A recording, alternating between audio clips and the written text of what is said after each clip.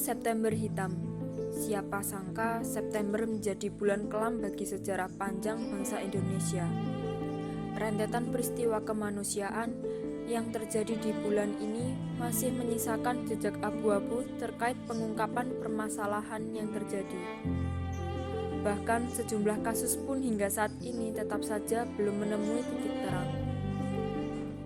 Berikut adalah rangkaian tragedi yang tercatat terjadi di bulan September. Pertama, peristiwa Tanjung Priuk tahun 1984 di Jakarta. Peristiwa kerusuhan yang melibatkan sejumlah personil TNI dan warga sipil pada 12 September 1984 ini terjadi di Tanjung Priuk, Jakarta Utara. Kerusuhan ini merupakan salah satu kerusuhan besar yang terjadi pada masa Orde Baru. Belum diketahui secara pasti terkait jumlah korban jiwa atas peristiwa ini. Namun, pemerintah mencatat terdapat 33 korban tewas atas kejadian ini. Rata-rata korban tewas dari kejadian ini adalah karena diterjang timah panas dari senapan TNI. Melansir dari tirto.id, bermula dari penerapan Pancasila sebagai asas tunggal yang digaungkan pada tahun 1980-an dengan mewajibkan seluruh organisasi di Nusantara untuk berasaskan Pancasila dan tidak boleh yang lain.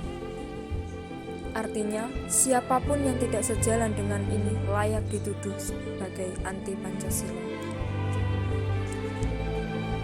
Peristiwa kedua yang terjadi di bulan September ialah tragedi 1965.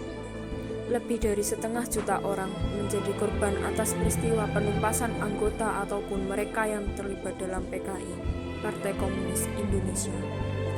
Peristiwa yang juga masuk dalam pelanggaran HAM berat ini dilatar belakangi dari kegagalan kudeta Gerakan 30 September di Indonesia. Mengutip dari komnasham.co.id, Jenderal Soeharto yang waktu itu menjabat sebagai Panglima Kostrad menuduh PKI sebagai dalang atas tragedi G30S. Ia kemudian menyusun strategi pembasmian terhadap orang-orang yang terikat dengan PKI. Pembantaian yang dilakukan di hampir seluruh wilayah Nusantara ini berlangsung sejak tahun 1965 hingga 1966. Ketiga, tragedi Semanggi pada 24 September 1999. Pada tanggal 24 September 1999, untuk kesekian kalinya, tentara melakukan tindakan kekerasan kepada para mahasiswa hingga menimbulkan 11 korban jiwa dan sebanyak 217 korban luka-luka.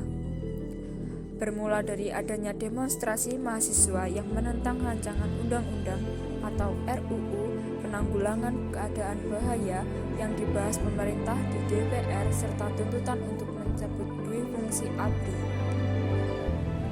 Melansir dari laman kompas.com, tekanan demonstran yang begitu tinggi waktu itu mengakibatkan bentrokan antara mahasiswa dan tentara.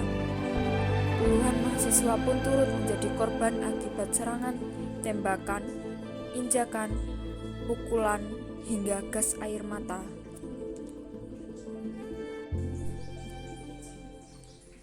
Keempat, pembunuhan aktivis Munir pada 7 September 2004.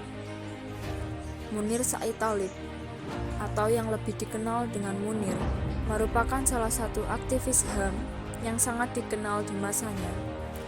Ia pernah menangani beberapa kasus pelanggaran HAM, seperti penghilangan dan penculikan aktivis HAM di tahun 1997 hingga 1998.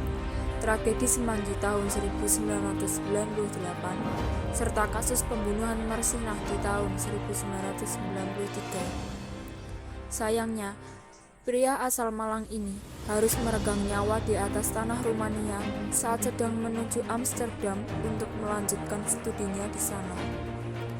Munir dinyatakan meninggal setelah sebelumnya meminum segelas jus jeruk dan sempat beberapa kali ke toilet. Mengutip dari kontras.org, hasil otopsi jenazah Munir mengidentifikasikan kandungan arsenik yang tinggi di dalam tubuhnya. Demikian beberapa rangkuman mengenai serangkaian peristiwa kelam September Hitam. September Hitam cukup saja menjadi kenangan dan pembelajaran untuk seluruh elemen, baik masyarakat maupun pemerintah, dalam menegakkan keadilan supaya tidak ada lagi peristiwa berdarah semacam ini lagi.